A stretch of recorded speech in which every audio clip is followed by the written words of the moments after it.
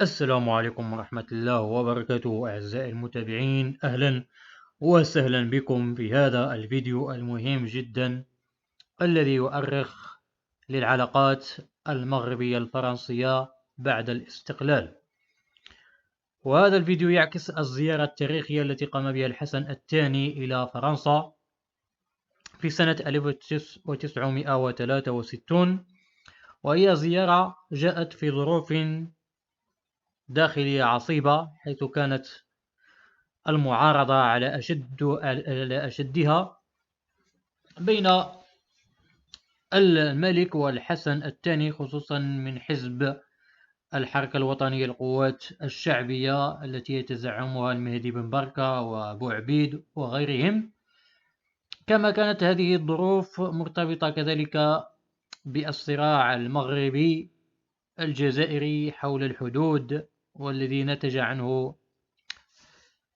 حرب الرمال، وكذلك العلاقات الفرنسية التي كانت متوترة مع المغرب بسبب دعم المغرب للجزائر في الحرب التحريرية التي خاضتها. وعليه كانت هناك علاقة، وكانت العلاقات متوقفة، ثم استؤنفت في هذه الزيارة، حيث طلب الحسن الثاني فرنسا بمساعدة مالية وتقنية وفلاحية وباسترجاع الأراضي التي كان يستحوذ عليها المعمرون الفرنسيون، حوالي 1,000,000 هكتار. كما طالب الحسن الثاني هنا ب2,000 من الأساتذة لأجل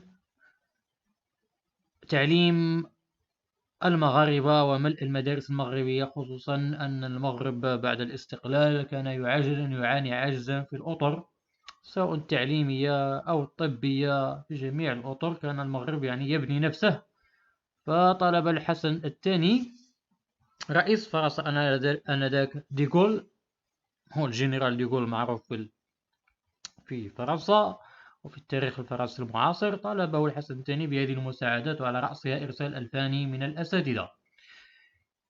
إذن هذه هي الظرفية التاريخية التي جاءت فيها هذه الزيارة التي قام بها الحسن الثاني سنة 1963 إلى فرنسا ولقائه مع الرئيس ديغول.